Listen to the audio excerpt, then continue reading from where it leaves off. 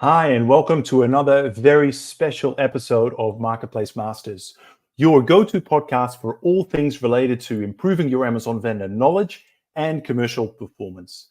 This episode is brought to you by Merchant Spring, the most intuitive insights platform for Amazon vendors and hybrid sellers. My name is Paul Sonneveld, and I'm your host and facilitator for today's discussion. Now, today's episode has a bit of a unique twist.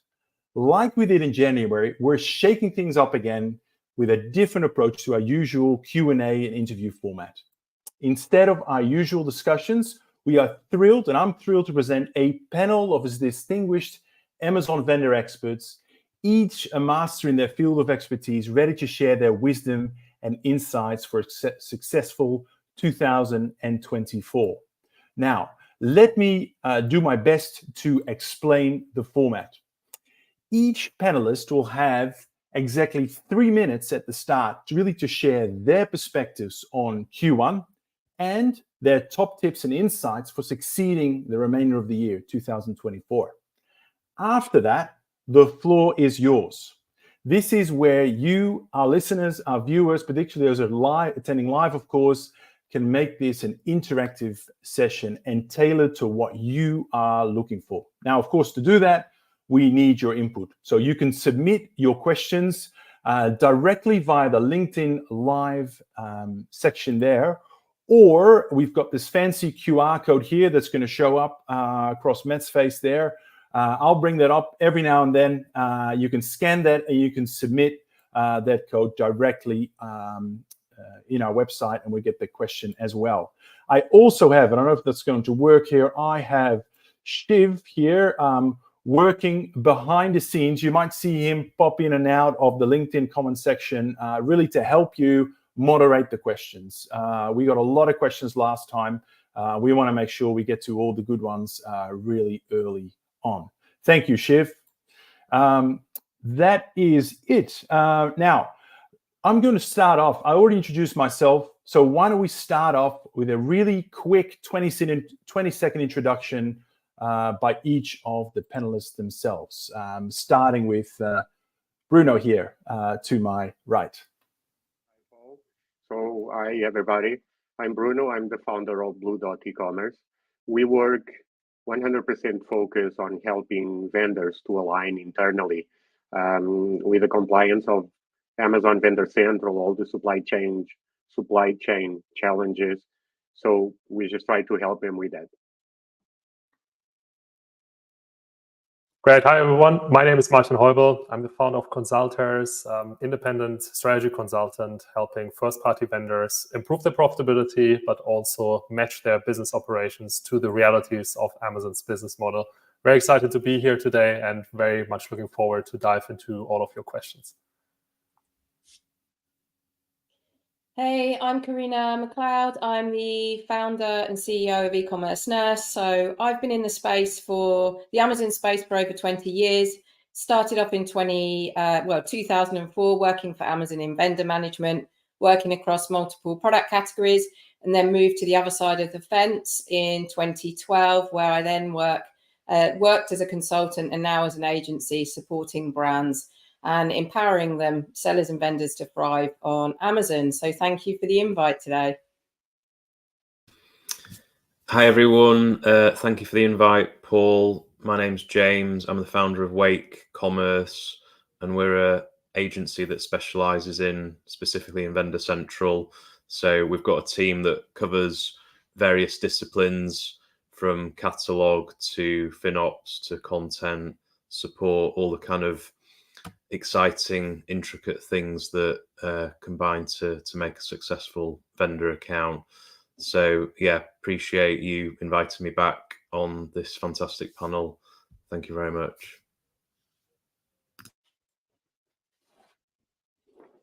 Hi, my name's Matt from Optimizer. I'm the Chief Strategy Officer, former founder of Marketplace Amp, was acquired last year in September by Optimizer. I've been in the world of Amazon for about 15 years. My background is digital marketing for large brands, FMCG brands, and I'm really sort of interested in this discussion about data-led e-commerce across the digital shelf, how does vendor fit into that, a seller and other channels as well, because obviously it's not just on its own, but absolutely 100% really interested in the vendor space on Amazon as well. Excellent. Well, can I just thank our panel? I think we've got a great set of expertise. If there are questions that are raised today that we cannot answer, I'm going to be very, very surprised. I must admit, we actually have also an extended session today. So last time we did run out of time. I'm sure it's going to happen today as well, but I have tried to train our panelists on giving clear, crisp, insightful answers in a short space of time so we can get through as many questions as possible. And I can already see some of the question list filling up. So great, keep it coming. And particularly as we talk, if it stimulates thinking and ideas, pop them in the comments question inside the LinkedIn event, or use that wonderful QR code that I'll show up a bit later again. Now, to kickstart off and to frame the discussion, I want to start with each participant and really ask them on Q1. You know, most of the people here on the panel today, they work with vendors day in, day out, and I'd love to get their thoughts on what have you seen during Q1? Maybe what has surprised you, what has not surprised you, you know, and what are your perspectives going into the remainder of the year? Now we'll do that in reverse order, so we'll go anti-clockwise, starting with Karina at the bottom, and we'll work our way back up to Bruno. So the mic is yours, Karina. Great. So, I mean, in terms of Q1 and the results, it varies, right? It varies according to what product category you're in, although we are definitely seeing positive results against last year. I guess at the moment, what we need to be aware of are the major fundamental challenges that vendors are confronted right now. Competition is rife. Margins are getting tighter due to Amazon's push for profitability, alongside that forever increasing cost of advertising. Now, I won't go into, I'm not going to cover profitability, as I know that's sort of Martin's area, and the ad space, which Matt will be covering off. But the main thing here, and I think is what brands should be thinking about, is not getting too fixated on the Q1 results as such, as in more so as in what do you need to do for longevity and to remain sustainable as a vendor on the Amazon platform. And those are the key areas that we're focusing on with our clients. And that's all about now vendors needing to be a lot more creative to survive that long term. And when I mean creative, what I'm talking about is from our experience when we're talking to brands are still thinking about how they need to optimize their product pages with infographics and all of that. But really what they should be thinking about is where do we need to be? They need to be moving a lot faster than they are right now. And the key thing right now with the launch of TikTok Shop and just the influence of social media is that brands need to be thinking about their content, about how their content should be evolving, getting video content onto their product listings, putting video content on their ads, in their brand stores, in their A+ premium pages. They need to be thinking about creating all this content ahead and not chasing their tails, which we are seeing with brands at the moment, is that chasing tail things where they're still talking about infographics, which is almost from the past. So what's happening is vendors, as a result, then are losing market share. And this is something that's really important for vendors to keep track of, because the last thing is that you get complacent, you're a well-known brand, and then you're starting to lose market share against other potential sellers or emerging brands, because they are able to move a lot faster than some of the brands themselves by getting the video content. Their product pages have been shiny for a long time. All of these things. It's also about getting creative in terms of how to drive more traffic onto Amazon. Yet we talk about ads. The cost of ads is increasing. So brands need to be thinking about how they take advantage of using content creators, taking advantage of affiliates, also looking into all those other different ways that they can drive traffic more at a lower cost to really fuel that flywheel on Amazon and not being solely reliant on advertising. So there's that was 3 minutes. Was that? Whew. Fantastic, Karina. I wrote down a lot of notes, particularly around the moving faster, and that whole off Amazon advertising, TikTok shop, social influencers. Yeah. I'm sure we'll get some great questions there a little bit later on. Thank you. Over to you, James. Well, I've run out of things to say now. I'm joking. Yeah, I suppose if we're looking at kind of when we had our last conversation, there's a few things worth flagging which maybe we didn't discuss or weren't necessarily expected. There has been a kind of stiffening up of the kind of criteria for becoming a vendor, particularly in the UK, not so much in the US, because they're always a few years ahead of us in terms of who they will allow onto the platform. But there's definitely been a shift over to Amazon focusing on bigger brands. They have a list now, and if you're not on the list, then they're probably not going to onboard you onto the platform. Whereas 3-4 years ago, it was easier for those kind of smaller brands to get through.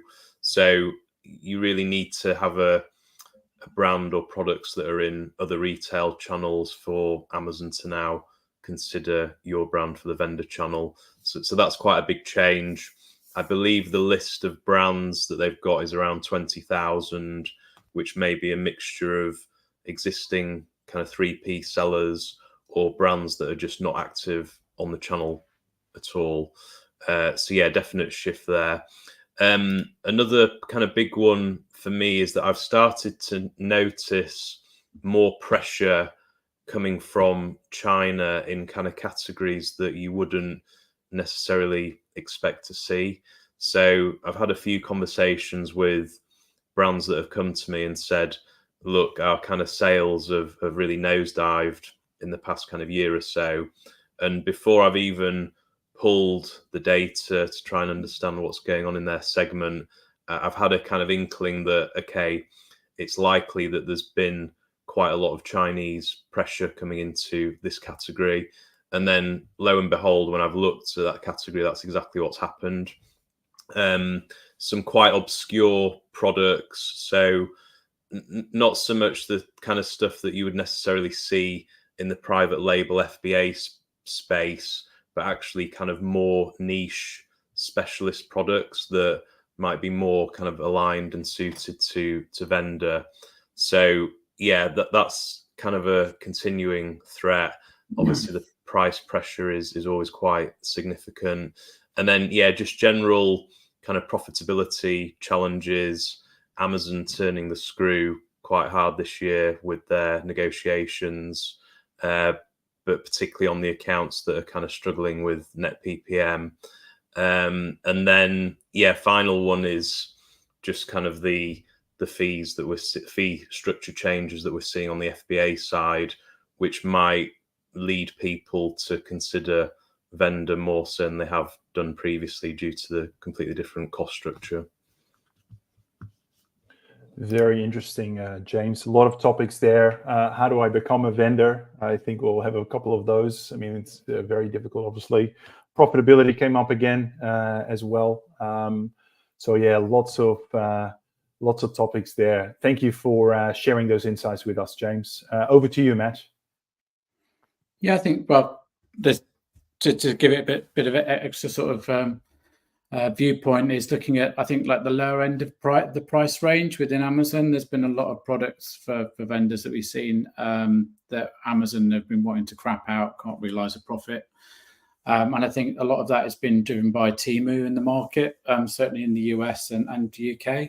There's about $40-odd billion worth of GMV on that platform, and they've been aggressively pushing in. I think Amazon, to a certain degree, is probably letting those kind of marketplaces and Wish and others to pick up that lower end of the market where there's not the margin that you can compete at, and just let them deal with the logistics through FBA, which is quite an interesting point. Amazon always get their margin somehow, don't they? But I think there's that definitely lower end of the market. I think when you're looking at profit, what I've been advising brands on, vendor brands, is really just looking at actually playing to your strengths, USP, and really looking at selection across channel. And that can be vendor and seller, by the way. You know, it's what we're going to use seller for and vendor. No doubt we'll come to that later. but looking to compete on quality of price, to Karina's point, content as well, making sure that really justifies a higher price point, rather than trying to compete with a lot of these like Chinese sellers and having a race to the bottom.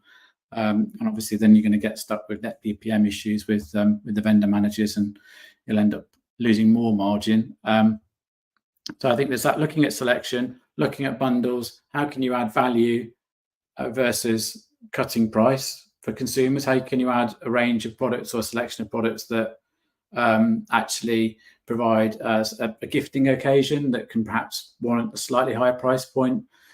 So rather than just thinking, oh, I've got to be the cheapest on Amazon, which ultimately, you're not going to win against the Chinese competition if you're in the States, the UK based as a manufacturer, is looking at other tactics about selection, choice, exclusivity for Amazon overall, so you can actually have some sort of control over that profit and price against other channels like eBay, and then think of it that strategically in the long term, because the inflation pressures overall have beginning to drop within the supply chain, and it's making sure that now brands, how can we win back some of that margin that we've had to lose post COVID because we had to drop our prices and all those sort of things. So yeah, lots to go at, but definitely very insightful. I think it's the first time we've spoken about the impact of Temu in China and lower price points. Clearly a massive dynamic that we're now seeing, and how should the vendors think about that, and how should they respond? So some great insights there, Matt. Thank you. We're going north. Over to you, Martin. Yeah, thank you, Paul. I think a very turbulent quarter for vendors is coming to an end, or has come to an end, and we are going to see the actual results being released by Amazon in its first quarter results later today. It's very clear that there has been a very strict focus with vendors about profitability, gaining initiatives.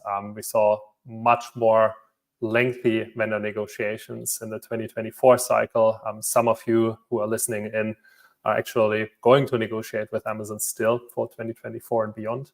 And that is not necessarily the exception. It is indeed the reality of a lot of brands right now. So certainly it is something where we need to kind of focus on realizing that we are working with Amazon in a new reality, namely that Amazon is much more focused on its own bottom line and is also putting an enhanced focus on its operational excellence. And we've seen that 2 weeks ago when Andy Jassy was also releasing the annual shareholder letter of Amazon, where operational excellence was really put at the front, right, and center of his message, highlighting that in the US alone, Amazon was able to reduce its cost to serve customers by a staggering 45 cents per unit on a year-over-year comparison basis. And that is staggering, and that is quite significant, and explains why many of you will see a very different ordering pattern of Amazon. Earlier this year in our session, I also highlighted that Amazon will put an enhanced focus on driving efficiencies, particularly along its supply chain. And this is exactly what we are seeing right now further unfold. Amazon is ordering less than ever before, particularly when you compare it also to the first quarter period year over year of 2023.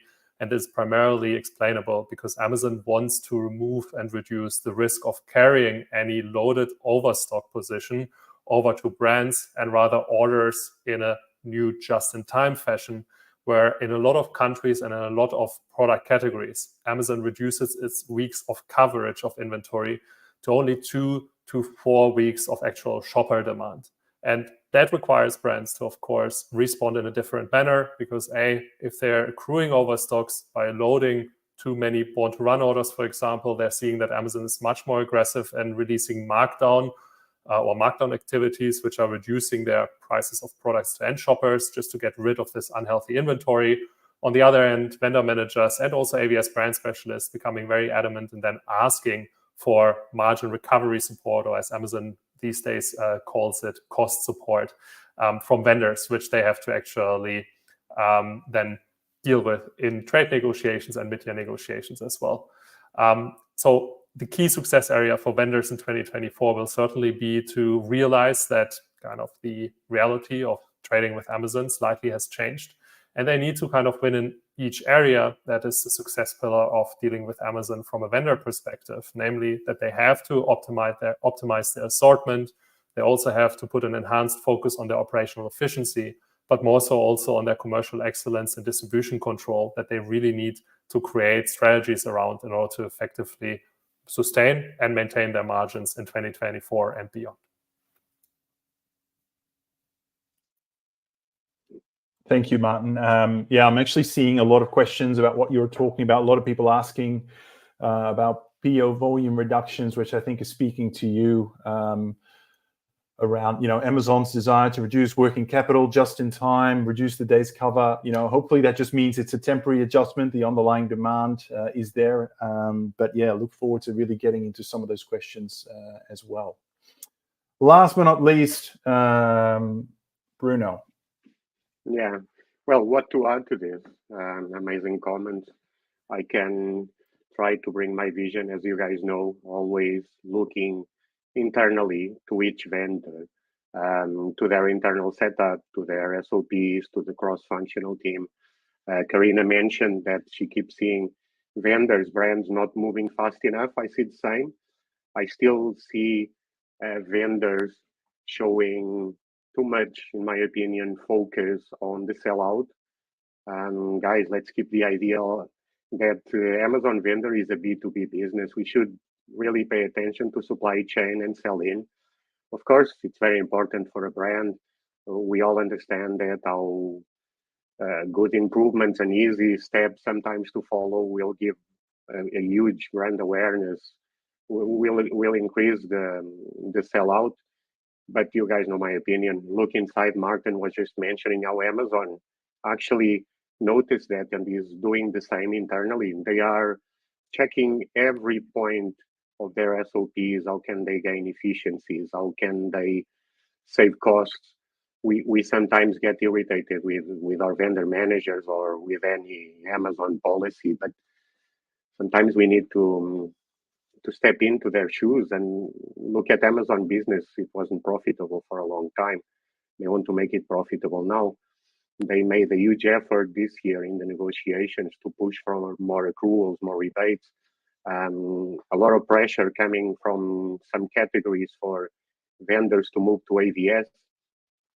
So I will insist again. So I would like vendors to start looking internally for 2024, where how can they sometimes avoid the cost price increase to Amazon, just making more efficient the internal processes in the warehouse. Let's review the cost of a box to ship. Can we review the minimum order quantity per ASIN? Is it worth to consider a pallet ordering? I would like vendors for 2024 to start thinking more serious about their internal setup. That's my key message for this poll. Thank you very much, Bruno, and making sure we always put a spotlight on our own house as well, making sure that we are fit to trade with Amazon as a vendor channel. So appreciate it, and look forward to getting more into that right now. Okay, so I'm just looking at the questions. If you see me looking sideways, I'm literally scrolling down the questions. We've got lots of questions coming in through our website, that QR code. Apologies, Matt. I will take it off your face right now. And we've also got lots of questions coming in terms of LinkedIn. So maybe what I'll do now is I'm just going to pick some of the more top line, high level questions for about 10 minutes or so, and then we'll dive into really some of those specifics. So let me start off, and just a reminder to our panelists: let's try and stick to a response time of 60 seconds maximum. If you can do it in 30, even better. And let's get right into it. I want to start with a point that you made, Martin, about the letter or the Q4 results back in Feb. What do you think are the most important insights for Amazon vendors? You already spoke about it a little bit, and someone else, by the way, mentioned the fee increases on the seller side, and there's a push. Let me rephrase it a different way, which is I think Amazon is releasing its Q1 results maybe today or tomorrow, depending on what time zone you're in. What do you think we're going to see in there, Martin, with particular relevance to what's important to vendors? Yeah, I mean, looking at the fourth quarter results and also the full year of 2023, we've really seen Amazon delivering very strong top line as well as bottom line growth in general. Now, especially on its operating income, Amazon has shown that if you're looking at the individual contributors to its bottom line, within 12 months, it was able to really reduce its operating income losses from the retail division by over 100%, breaking even as in the fourth quarter of 2023. And I expect this to continue also in the first quarter of 2024, simply because Amazon has seen, with a lot of vendors, strong sustained growth in the first quarter. Even though that may not be reflected in the way it orders, it is still a very high sellout performance that Amazon has and enjoys towards end shoppers. And on the flip side, it has really kind of utilized the negotiation process as well as the pre-negotiations during cost support discussions with brands in order to utilize and focus on the more profitable portfolio segments, equivalently reducing the costs that it incurs from especially low ASP and highly dilutive selection. Now, Andy Jassy has restated his commitment to low ASP selection in this annual shareholder letter that was released just 2 weeks ago. However, the profitability focus of Amazon can pose and certainly a threat and weaken Amazon long term, because it poses a major headwind to Amazon's flywheel, which relies on brands offering their entire selection and launching it on and with Amazon. Whereas we are seeing more and more Asian rivals such as Temu, Shein, and TikTok Shop, of course, becoming more and more aggressive in their approach of targeting end shoppers, not only in the US, but also in the European countries as well. So Amazon needs to kind of balance this profitability focus, also mid to long term, again, against a growth focus on its top line. And I expect this to come really to life following the second half of the year, where profitability will still be Amazon's set ambition, but then also leaning in more with vendors who have certain above average profitability levels into the overall sales performance again. Great. Thank you, Martin. I want to go back to the broader PO volumes. So Kirsten is asking, how do purchase orders compare to last year? Does anyone feel like macroeconomics are hurting sales? Now, you've made the point, Martin, that a lot of this seems to be more of an adjustment around working, days cover, working capital that Amazon holding on to. I guess the question is, are there broader factors at play as well? And I'm just looking at James, maybe you're managing a lot of Amazon vendor clients. What are you seeing, and what's your perspective on purchase orders this year versus last year? I think for us, the biggest pressure that we saw was probably 2022. Certainly kind of coming out of the pandemic, Amazon's weeks of cover was quite significantly reduced. And whereas traditionally we'd see them keep around 12 weeks of stock, they were quite aggressive in reducing that on a lot of accounts to, in some cases, we were kind of thinking, when is this going to stop? But we saw them get a lot tighter with those kind of stock volumes over that period. And then it kind of slowly started to recover. So last year felt better from that perspective. And I suppose if we're thinking back to what happened post-pandemic or even during the pandemic, Amazon was under such pressure in terms of their fulfillment centers and capacity that they were taking quite drastic decisions in terms of decisions around ordering. As everyone knows, there's been a lot more kind of pressure and restrictions on the FBA side, and Amazon has tried to work out what's the best way to model this to kind of discourage sellers from keeping too much stock in their warehouses, and we've seen that from the recent new fee structure. But yeah, I would say that PO levels have been okay, certainly not as tight as we experienced back in 2022. Thank you, James. I noticed, by the way, Chris Koo is here as well. He's in the comment section there. I know he manages a lot of Amazon vendor order data, so I'm sure he's got some great perspectives on that question as well. Fantastic question here from Kirsten, actually. We mentioned Temu, we mentioned Shine, we mentioned, I think, Karina, I think you mentioned TikTok Shop at the start. So I think Kirsten's question kind of, at a strategic level is very interesting, which is, are younger consumers moving away from Amazon more towards social media? So as a vendor, maybe a bit of a cheeky question, but if I'm selling to a younger audience, is Amazon vendor as a channel still relevant? I was going to say maybe Matt and Karina, I'd love to get your thoughts on that from a consumer lens. Do you want to go first, Karina? Yeah, sure. I mean, in terms of is it moving away, I don't think it's necessarily a question of moving away here. I think at the end of the day, Amazon is the biggest online retailer out there. And so presence on Amazon is always needed. Amazon hits all levels of demographics. So that's really important. And Amazon is just that place of convenience, that place of trust. However, with social media, what social media are doing is, and this is the key difference, I think, with social media shopping and Amazon shopping, is Amazon is very transactional. People go onto Amazon, they know what they're looking for. They type in the search box what they're looking for. It might be a very specific search. They might be at that point of browsing, but they're searching for something. Social media is very different. Social media is the sky's the limit. It's about creating awareness and creating demand, that people will be going on social media and not even think about shopping. It's only until they see things like it's the hashtag TikTok made me buy it type scenario, right?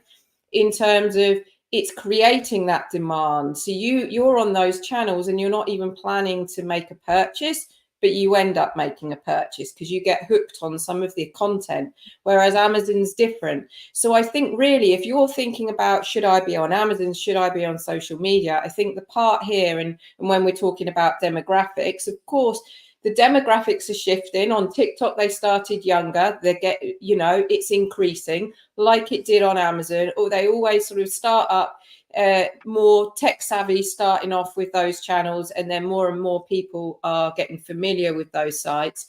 But it's more about, in the strategy, is thinking about, right, okay, am I going for this channel because I want to create more awareness, and this is more a demand generation channel, versus that presence that you have on Amazon, where you've got consumers that are already at that purchase intent point where they already know what they're going to buy, and you want to convert that effectively, that click into a sale. Anything you'd add to that, Matt? Yeah, no, I agree. I think is Amazon a threat as a shopping platform, a marketplace? No, not by TikTok. But it's well on their radar, as Martin alluded to as well. The TikTok's grown tenfold in sales, about 17.5 billion in the US,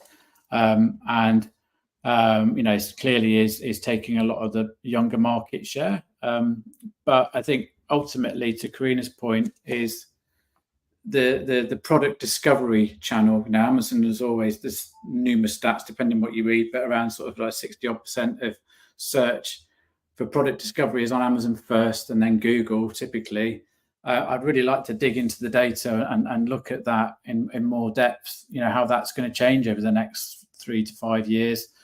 Are people going to go onto social and TikTok channels first, discover a product, then potentially buy there and on Amazon afterwards? I think that's the trend that's going to be changing first. The product discovery first is and how Amazon deals with that, with likes of DSP.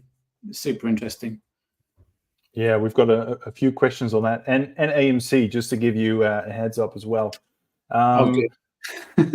Before we get to that, I want to go back to kind of the Amazon vendor manager negotiations, building a great relationship. If you have a vendor manager, we'll get onto that. Martin, and I'm sure Bruno's got some thoughts on here as well. But let's start first on the agenda, right? So you've spoken about Amazon's agenda, at a top line from a results point of view. You mentioned some great implications there. But in terms of the bolts and nuts, in terms of negotiations this year, how would you summarize the agenda of the vendor manager in terms of what you're seeing, and particularly any nuances and differences compared to Q4 last year or last year in general? Yeah, I think the cycle of increasing cost prices as easily as it was before, if it ever can be described as such, has become a lot tougher for brands to manage. Vendor managers have had the directive to not accept any cost price increases whatsoever, and only the largest multinational clients and vendors of theirs were actually being able to achieve that.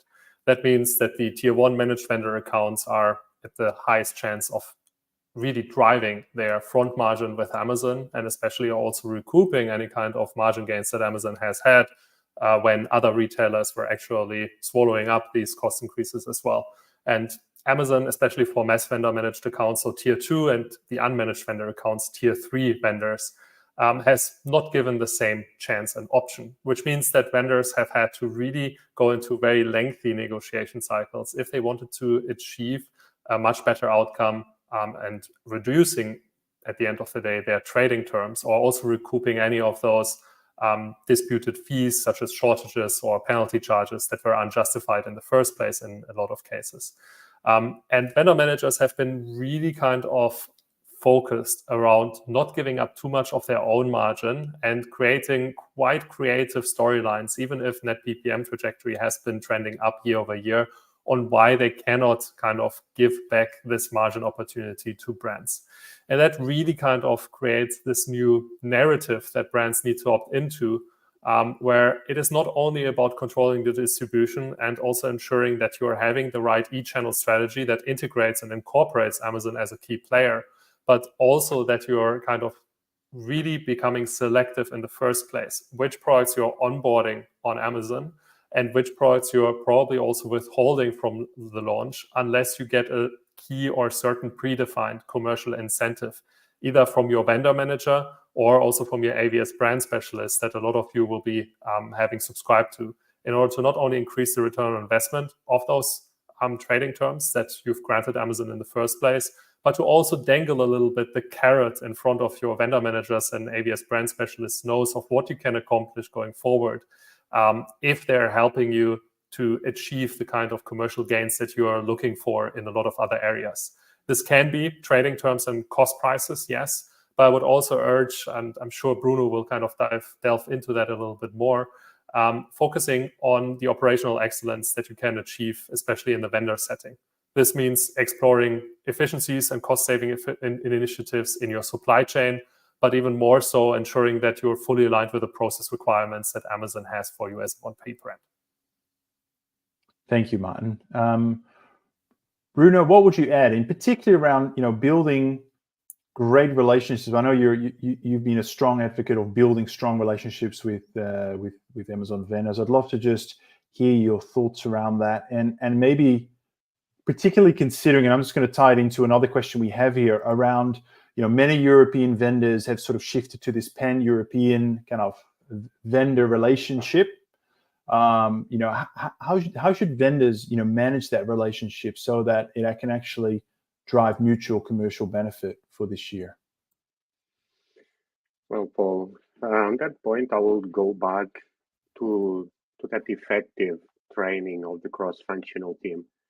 Once again, and you guys know one of my jokes, one of these days I'll get beaten in the street for saying things like this, but Amazon publishes their compliances, the manuals for shipment, for fulfilling. I would think that for vendors to maintain a good relationship with their vendor when they have access, or even to the brand specialist, I will drive my business to try to be as best as I could in my performance, in my supply chain to Amazon. That will, of course, make the vendor engage in a different relationship with me. Instead of me asking him for solutions, I am identifying the issues and presenting a solution. Can you help me to implement it? I think it's a more effective way. And it starts with that aligned training for the cross-functional team in different departments, from sales, logistics, and finance. And let's keep in mind that Amazon Vendor is a self-service tool. I think that sometimes we see, and I continue to see that a lot, vendors, not because it's their fault, of course, we know that Amazon doesn't do an excellent job training vendors. They get them on board, they have the honeymoon period, and 3 months later they are out. But we need to understand that the vendor manager work will be to support us once there's no action that we can take from the self-service menu tools on Vendor Central, right? So start aligning that training, prepare your teams, make sure that you're doing the right things, make sure that you have an excellent supply chain for Amazon. Know your weaknesses and try to work within your team to sort it, to implement changes that become more efficient. And I've seen vendor managers engaging differently when vendors actually start from within and then bring everything to the vendor. And I've heard from vendors, everybody here speaks with vendors on a regular basis. And I hear comments sometimes like, I'm not here to teach a vendor how to complete an NIS. I'm not here to tell a new vendor that he made an error uploading an invoice and how can he fix it. The trainings are there. That's what they think. And they are complete trainings full of information. But from my experience, what I've learned is that a new vendor, someone from the sales team going through all of those videos, if it doesn't have an helping hand to explain the details, it's not effective, as it can be if you invest in training your cross-functional team. And that will surely help to resolve some misguided relationships with vendors. Thank you, Bruno. I want to shift a little bit. Martin mentioned it, from vendors to AVS as well. I've got a few questions on AVS here. The first one here is from Wesley. And this can be a long answer, and I might get you to have a look at this or have a go at this, Karina. It's really around this concept: is there ROI in AVS, right? So Wesley's asking or stating AVS is changing. Amazon's offshoring. I'm sure they're taking some cost out there as well. However, the fees and the floor in terms of fees remain. Is it worth challenging as part of the negotiation process? And probably, is it worth paying for? Second question. I know you spent many years inside Amazon, so really keen to get your perspectives on this. I think the first thing here, in terms of how do you quantify worth, right? And I think a lot of it depends on your rationale and your reasoning for needing that AVS.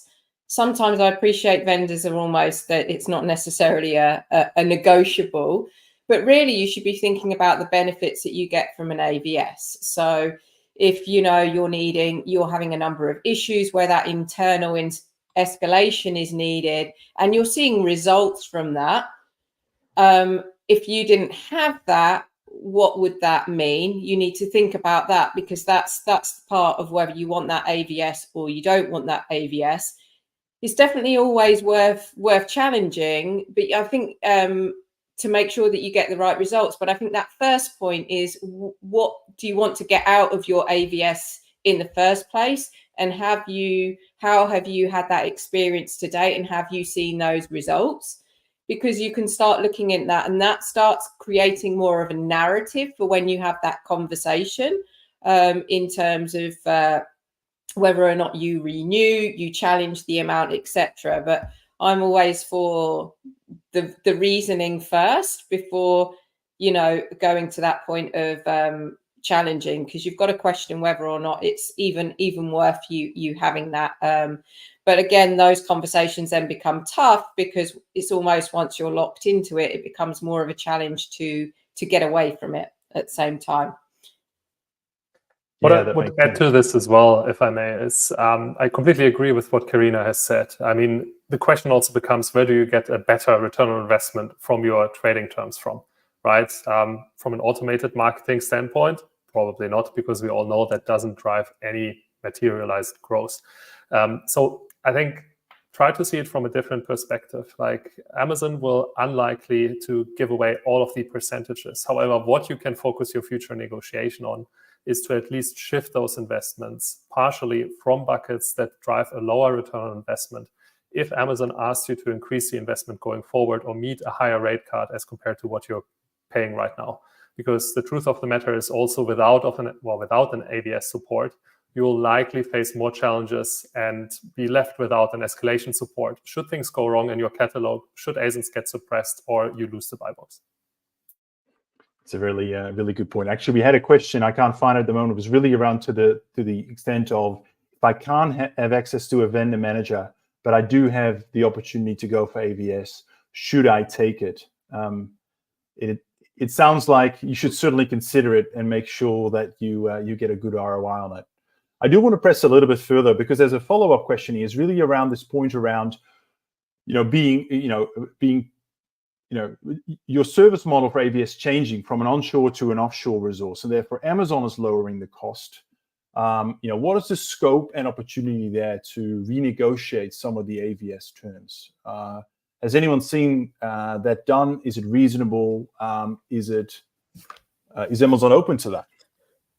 I've managed to convince a few clients historically to give notice on AVS. The level of success in terms of, have they been able to fully recoup that percentage? In most cases, no, but it really depends on the kind of circumstances and who you're up against in that negotiation. Not done that recently, and I have a feeling that this year it would just be a lot harder based on the kind of psychology and how they're approaching negotiations this time round. But I think there does need to be a clearer understanding of what AVS is. And I did recently see an AVS deck, and I felt that it was kind of portraying the service as being some kind of account management, which I would sort of disagree with, because if I look at the kind of account management that we're doing on this panel, it's really quite different to what an AVS or brand specialist can do. They're not going to run your ads. They're not going to dispute your chargebacks, shortage claims. They're not really going to dig into your operations. They're not going to have the capacity to be filing and chasing tickets for fairly mundane issues that require that level of attention to get those issues resolved. So I think that the way that AVS is pushed on vendors, that there's obviously certain advantages in terms of the type of reporting that you get. Certainly having a direct line of contact on the other side is important, but the question you've got to answer, and often you can't work this out until you're into the service and you know who your brand specialist is. You need to sort of understand how competent is that person and how willing are they to actually push issues and get stuff resolved. So yeah, that's my view on it. Thank you, James. Go, Bruno. One point quick. So I think AVS vendors should also consider that, analyze the cost, but then also go and check the previous year if you can. What is making you think that you need the support of the AVS? Because if you get to the conclusion that a lot of those tasks that you're doing, probably with some training or changing the way that you are managing the account, maybe you don't need it that much. AVS is good to escalate, but let's remember that you can escalate cases through the support teams too, as long as you know the different steps to take and how to open a case and request the escalation. So that's just it. That to analyze that cost, think about why do you need the AVS, and sometimes maybe you will find out that your team can do a lot of the tasks that we are requesting the team from Amazon side to do for us. Yeah, thank you. I want to shift away a little bit from AVS, Amazon Vendor Managers, more towards sort of catalog, and we'll get into the marketing side of things. What But I want to kick off here with Kristen's question around bundles. I think we spoke about in our introductions, virtually all of you spoke about profitability. I think, Matt, you particularly called out kind of bundling as a clear strategy going into 2024.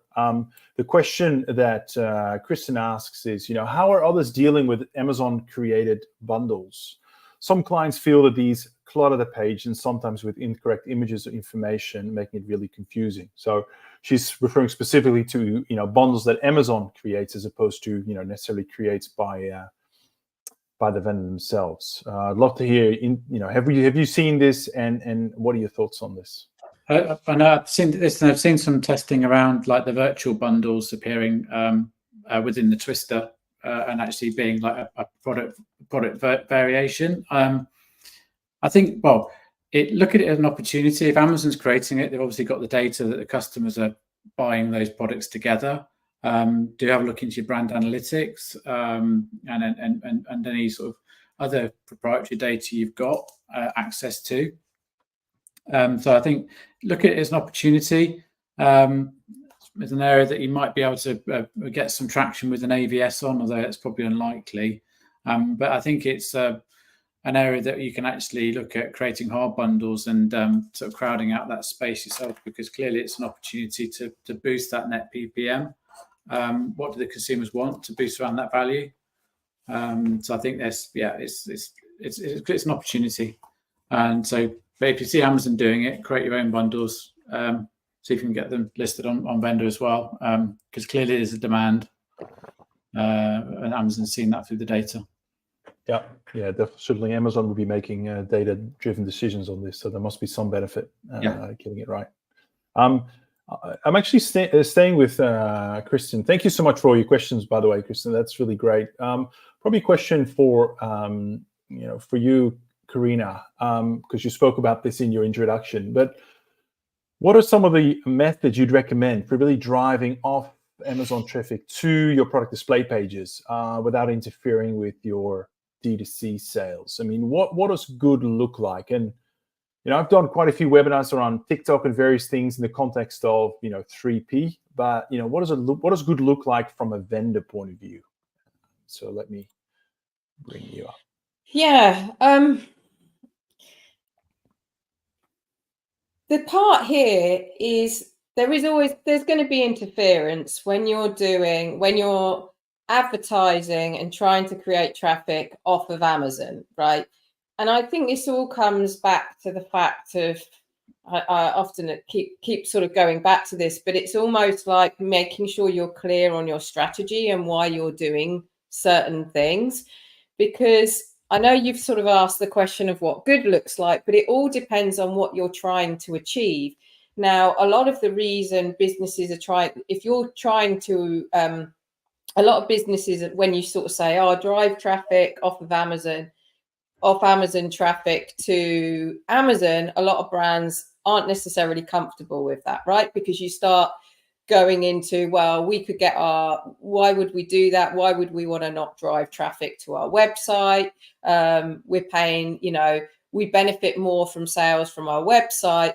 But again, you've got to then sort of take into account, and this is where you start and lead to be testing a lot of things, to start looking at the data to understand, what's the conversion look like when you're driving traffic to your website versus driving traffic to Amazon, because Amazon is a much more trusted site. People, as I talked about, the convenience and everything earlier on. And so chances are that your sales are likely to convert.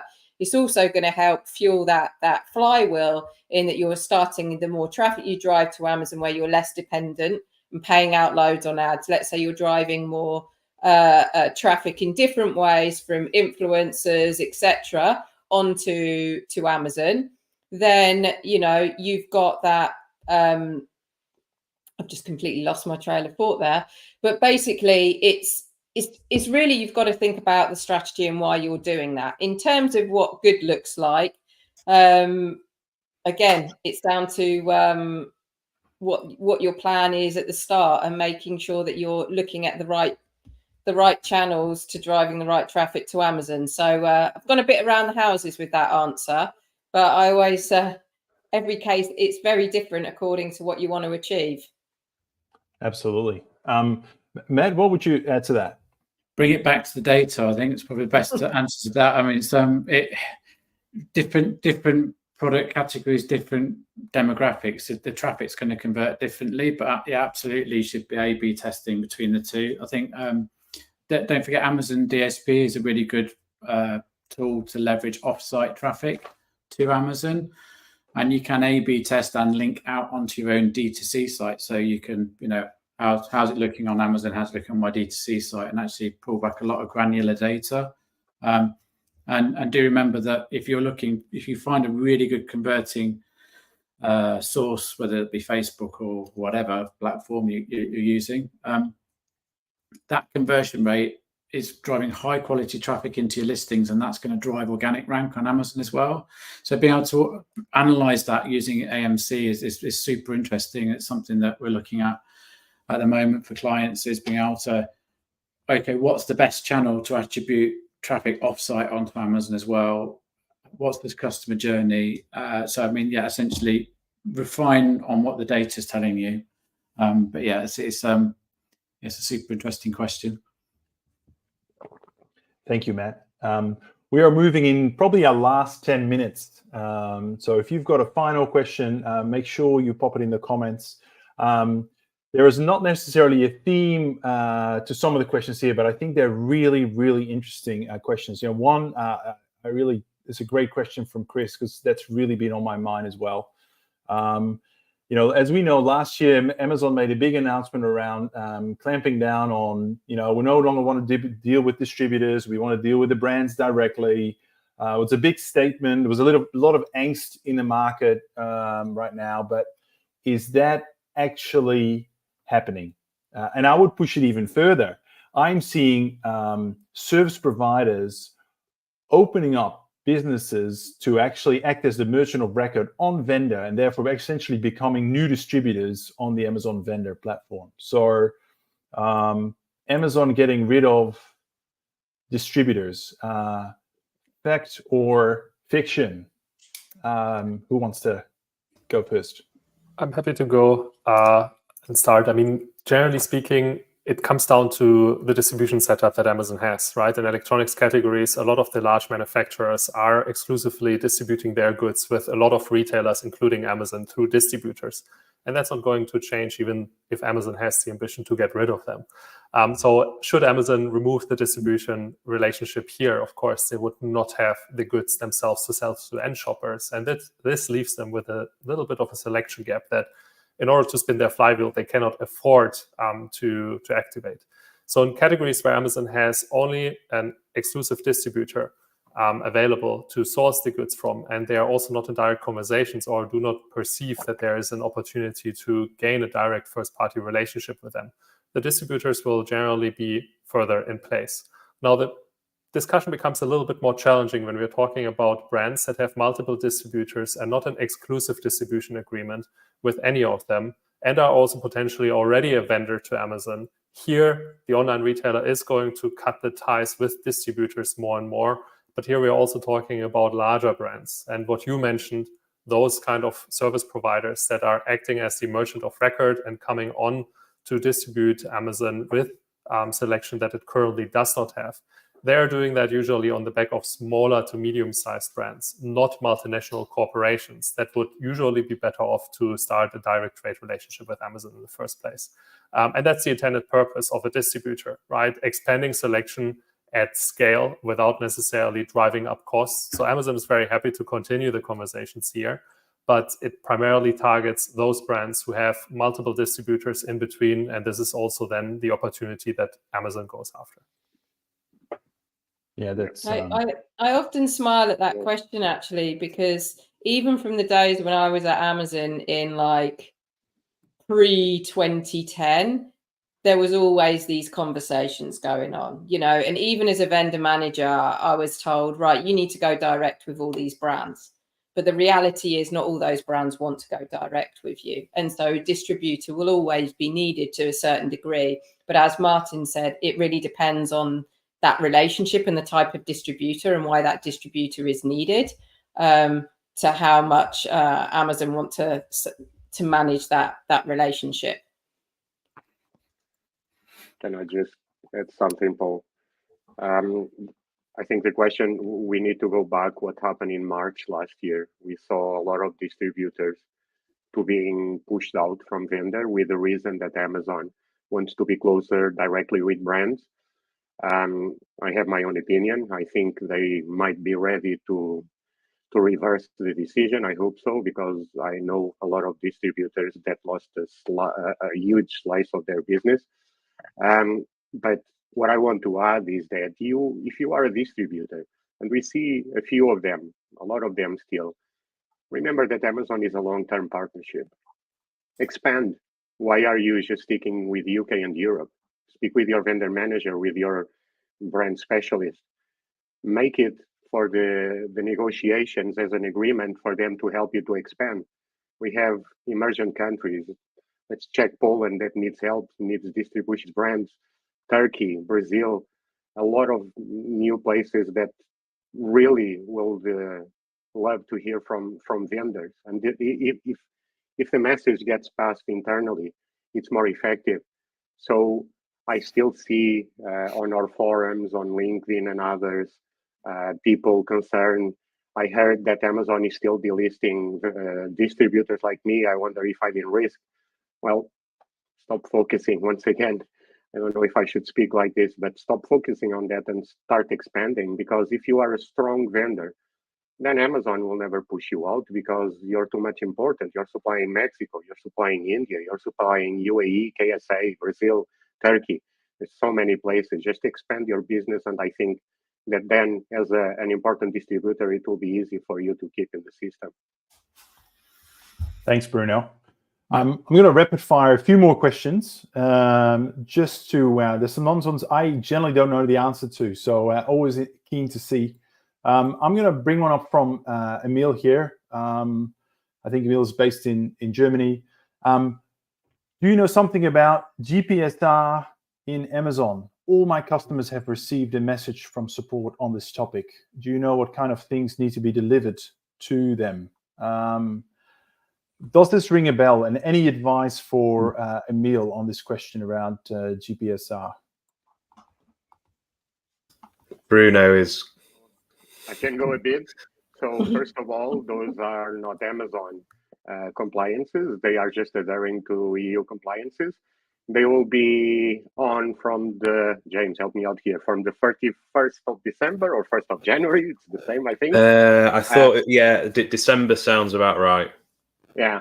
And just to be quick in the answer, so all of the details in the question, they are actually in the emails. The email has a lot of content that can be read. There's a few categories that do not need to engage. And very quick, in a nutshell, basically you just need to make sure that your labeling in your product is compliant with the EU rules, that you have the name of the brand contact or the official distributor for that country, a point of contact, depending on the category, they might have different requirements. And it's not such a big task as it is. And remember, guys, Amazon is just complying. This time is not Amazon just dumping some new compliances on us, okay? Yeah, and Paul, if you don't mind me saying it kind of leads into a really important topic around compliance. And I don't think I've ever come across a client who doesn't have a compliant product. What we do come across a lot is Amazon being quite reactive or taking action against listings, which can have a very significant impact on that vendor's business. So we've had a few of those this year. And if we kind of look at what happened in those situations in hindsight, that there wasn't really much we could have done to prevent certain listing suppressions. And unfortunately, when that happens, you're kind of locked into dealing with a team that is not particularly responsive, dare I say it, not particularly competent. And it's kind of a fight to get listings reinstated. And the trigger for that can be really anything. Sometimes it can happen at random.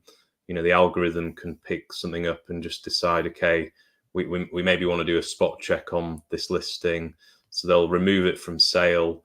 There can also be other triggers, such as a buyer leaving a specific feedback or comments when they're filing a complaint or doing a return, which makes the system think that there's a some kind of health and safety issue here. So obviously certain categories are affected more than others.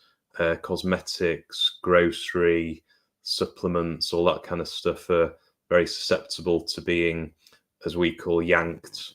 But the implications can be very severe, particularly if it's one of your highest performing ASINs. So the advice I'd have in that situation is just be prepared for that. And the way that you can be prepared is by ensuring you've got all your compliance documents, safety data sheets, whatever you think you may need in that situation to justify to Amazon that this product is legitimate, compliant, etc. Have that ready.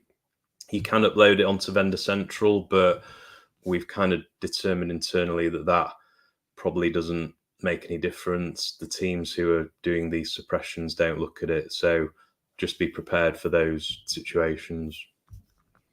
Paul, can I just add something to James? He's right. Sometimes the teams are not as competent as we expect because we're dealing with compliances and sometimes even European level regulations. And I'll just quickly give an example so that everybody that is watching, keep an eye to embargoes. Sometimes they can understand where you are producing your products. I remember a couple of years back, I worked with a vendor and it was a long road until we found out, because the team, like James said, they don't tell you what it is. But then someone remember, what about the ingredients? Wait a minute. We're selling soaps, and Aleppo is under an embargo to Europe, the products from there. And actually Amazon was just following regulations that were not internal. So when that caused that product, because it was launched against an embargo, and it's not Amazon decision. So keep in mind that sometimes the details might be really important for you to check. Great build, Bruno. Thank you. Okay, I want to ask the last question of today's session. We have gone over time. I think I've got through about 30% of the questions. Apologies to those we didn't get to. I did try my best to pick out themes to make sure that we provide some coverage there, but I think this was the one that came in via website from Farm.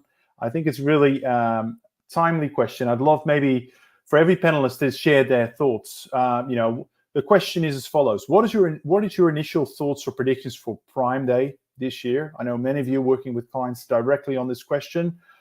Are you ignoring it? Are you building up to it? Are you doing anything special around it? And what are your expectations in terms of Amazon's purchase order volumes, particularly because they're running things a little bit closer to the wire, but sell through is strong. Do we think? I think vendors are really asking, am I going to see a nice little bump in my purchase orders? So yeah, any insights when it comes to kind of Prime Day? Obviously, we don't know the exact date yet, but it's probably 2 months away or a little bit less. I guess typically in the past, you'd see that more orders would increase over time, and I guess it goes to the original question about how little inventory that Amazon is keeping within the supply chain at the moment. So what we saw in the run up to Black Friday Q4 was purchase orders ramping up much later, and then actually causing a lot of strain on the supply chain for clients. And I think that's probably going to happen again. And of course, that has the bump-on effect of when you go into, when you've got the trucks going into DCs, and then there's congestion and there's a longer lead time to come in. So I think plan accordingly. I'd say if you can get any born-to-run orders in earlier and start building up the volume, rather than waiting for the automated POs, would be my advice, because you may take a jump on the competition if you've got stock and they haven't, for that congestion element. And also, Prime Day this year, we're looking at ways of, should we, for example, FMCG products go hard on Prime Day when these products broadly going to be bought anyway in the world of pet or food or whatever it may be, health. And actually looking at how can we leverage those events for new to brand customers and drive lifetime value rather than discounting heavily and having your existing customer base just buying, stocking up basically, which we did see a lot in Q4, particularly in the world of like home and garden and cleaning. Consumers were just bulk buying because they were getting good value and it was a deal. Just shifting demand forward at a much lower margin. Yeah, you're getting less margin, but you're getting a bump in your POs. So keep an eye on the bottom line as well as top line.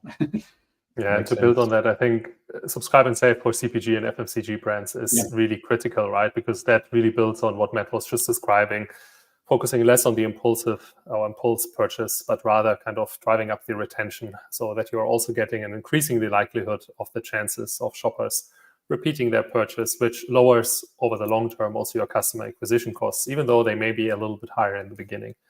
In terms of the overall ordering behavior, I don't expect that Amazon will change too much. So don't keep your hopes too much up. I think, as Matt said, looking at one-to-one orders or the large-scale product launch program is really critical to utilize this year.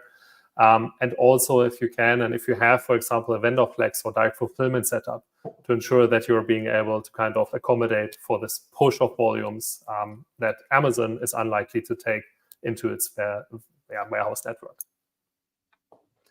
Some great points there, Martin. James, do you want to share your thoughts on Prime Day? How are you working with your clients to get them ready? We're just going to switch everyone to Seller Central. That's the plan. Excellent. we haven't touched on hybrid today, but no, we have not. Yeah, should we? Is that your more seriously though? Is that part of your strategy around? No, actually, I was being quite facetious. Okay. Yes. It should be a part of strategy. Yeah, and obviously hybrid is a question that comes up typically, and my response is usually the same, which is, if you're running one channel, then do it well. Try and get it performing to the maximum of its capability, which, by the way, I rarely see anyone do. And only then should you consider adding another channel into the mix, just because of the added complexity. Obviously, there's nuances and different scenarios to that, but hybrid or switching to seller completely is often seen as the kind of antidote to some of the pressures and stresses you see on Vendor Central. But my mantra is to kind of just be persistent, and there are workarounds and ways of dealing with things, and to actually concentrate on the whole growth of the channel rather than just some of the challenges that you might be experiencing within it.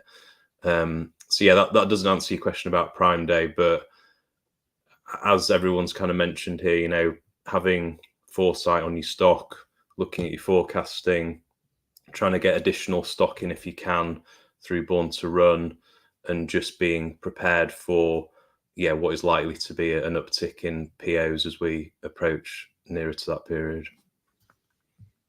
Thanks, James. Any perspectives you'd add to that, Karina?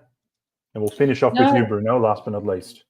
Yeah, I think everything's covered. And I think, it's about also thinking when you're talking about Prime Day, just not getting too fixated on whether or not that's going to bump up my POs, right? Because there's so much more to it. It could be that it's an opportunity that you've launched a new product.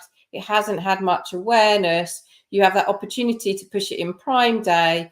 Yet then prices will go down, they'll go back up again, but all of a sudden you've then helped fly the fuel wheel, you're getting a better ranking on your products and so forth. So it's thinking about, yes, you're going to get increased POs because Amazon's going to order more, because hopefully if Amazon thinks that your product is going to actually see an uptake in sales, but then sort of also thinking about, right, when it comes down to selecting what products you want to go into Prime, it's that sort of always that balance between the short term versus the long term. Spot on. Can I just add one point, Paul? Yeah, no, Yeah, take just it away, Bruno. For vendors to be proactive, and from my side, as you guys know, is prepare and don't think that Prime Day is going to sort whatever issues you were having before, any challenges you were having before. Prime Day was just multiply them by 10 or by 20. So remember that if you don't do a previous work aligning in the previous 6 or 8 months before, you will be just running to, okay, you will receive more POs, but can I fulfill them? How will that impact my business as a whole? Am I prepared? Do my teams know what to do? All of those details, just be proactive. Thank you so much, Bruno. Now, we are out of time, so we need to wrap it up here. I want to really thank you, and please join me in thanking our wonderful panelists today, Karina, Matt, Martin, James, Bruno, for your useful and practical insights. And just in case you didn't realize, the questions are live and our panel has no warning of them.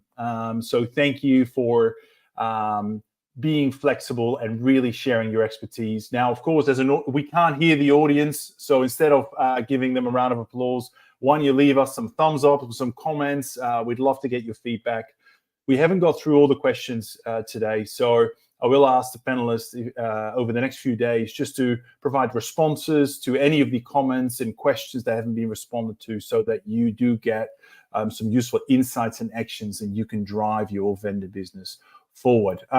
Just while I'm on thank yous, a quick shout out to Shiv here. He's been working tirelessly behind the scenes on answering your questions, arbitraging them for me, coming in through various channels. So thank you. Big shout out to you, Shiv. Very much appreciated. Thank you, Shiv. Oh. And a shout out to you, Paul. Yeah, thanks. You're most welcome. You're welcome. Your Thank you so much microphone for is making working yourself today. available. It is working. I'm learning. I think I've been audible for at least 80% of the time today. So, all right, guys, that's it. Thank you very, very much. That's it for today's episode. I hope you enjoy that. For those that have registered for this webinar, you will get a link tomorrow with the on-demand recording, so you can rewatch the whole episode at your leisure. Of course, I'm always open to ideas. So if you've got great ideas for our Marketplace Masters Amazon Vendor Edition, just send them to me in the chat. And of course, if you are a vendor and you're just not happy with Vendor Central or the spreadsheets and managing all your data, and you're looking for a really easy but insightful and intuitive analytics tool, hit me up or go to our website and book yourself a free demo. On that note, all the best for 2024, and no doubt we will connect again very, very soon. Take care.